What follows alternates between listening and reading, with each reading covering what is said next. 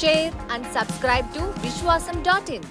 ప్రశాంత్ కిషోర్ కి చంద్రబాబుకి సంబంధం ఏంటి? చంద్రబాబు కోసం టీడీపీ కోసం పని చేయడం లేదు అంటూనే పీకే ఎందుకు చంద్రబాబుకి వత్తాసు పలికేందుకు ప్రయత్నిస్తున్నాడు? టీడీపీకి పీకేకి ఓ సుపారీ లింకు ఉంది. టీడీపీ కోసం పీకే పని చేయడం లేదు గాని చంద్రబాబు అవినీతి కేసుల్లో అరెస్ట్ అయినప్పుడు దేశవ్యాప్తంగా ఎవ్వరూ పట్టించుకోలేదు, కనీసం స్పందించను కూడా లేదు. ఇలాంటి సమయంలో టీడీపీ పీకే సహాయం తీసుకుంది. పొలిటికల్ లైజనింగ్ చేసి పెట్టమని అడిగింది.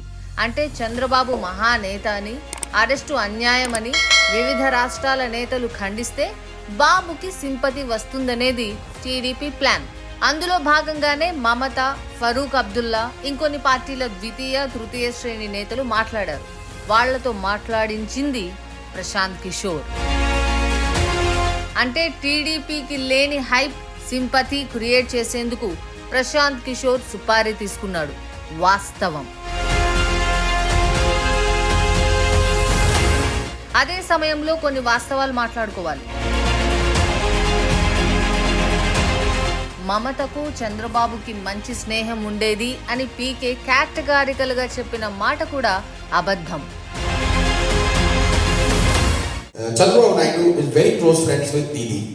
ఎందుకంటే 2021లో మమత మూడోసారి గెలిచిన తరువాత ప్రమాణ స్వీకారానికి ఆహ్వానించేందుకు అందరి నాయకులతో పాటే చంద్రబాబుకి కూడా ఫోన్ చేస్తే ఆ కాల్ మాట్లాడేందుకు కూడా బాబు భయపడ్డాడు. మమతకు శుభాకాంక్షలు చెబితే మోడీకి కోపం వస్తుందేమో అని ముఖం చాటేశాడు. ఓ బుడ్డే హోగయా, డర్పోక్ హై అని మమత వివిధ రాష్ట్రాల నాయకులతో అన్నమాట వాస్తవం. వెర్బాటం కూడా ఇదే. అంటే ఇప్పుడు పాయింట్ ఏంటంటే అబద్ధాలను అనుకూలంగా చెప్పించేందుకు పీకేను చంద్రబాబు వాడుతున్నాడు.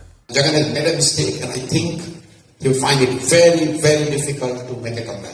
లేని హైప్ క్రియేట్ చేసి ఏపీలో పని చేయని, ఏం జరుగుతుందో తెలియని ప్రశాంత్ కిషోర్ చంద్రబాబు కోసం ప్రయాసపడుతున్నాడు. అన్నట్టు ఇంకో మాట, 2019లో పీకే వైసీపీ కోసం పనిచేశాడు. వైసీపీ గెలిచింది వాస్తవం. ఇప్పుడు పని చేయకపోతే ఓడిపోతుందని చెప్పడం అతని ఉద్దేశం. ఇది నిజమా? కానే కాదు. ఎందుకంటే 2014లో పీకే మోడీ బీజేపీ కోసం పనిచేశాడు. 2019లో పని చేయలేదు. జగన్ లాగే బీజేపీ కూడా పీకేను వద్దు అనుకుంది. అయినా బీజేపీ బంపర్ మెజారిటీతో గెలిచింది కదా, మళ్ళీ మూడోసారి గెలవబోతోంది కదా. అంటే గడ్డిపోచులు పోగేసి తాడుపేనేందుకు చంద్రబాబు ఎలాంటి ప్రయత్నాలు చేస్తాడో చెప్పేందుకు పీకే కమెంట్లు ఓ ఉదాహరణ. తన ప్రమేయం లేనట్టు, అంతా నిజమన్నట్టు నమ్మించేందుకు పీకే లాంటి వాళ్లతో గిమ్మిక్కులు ప్లే చేయడంలో చంద్రబాబు సిద్ధహస్తుడు. ఏపీకి ఈ విషయం స్పష్టంగా తెలుసు. మీరేమంటారు? మీ అభిప్రాయాన్ని కామెంట్లో చెప్పండి. Like, share and subscribe to Vishwasam.in.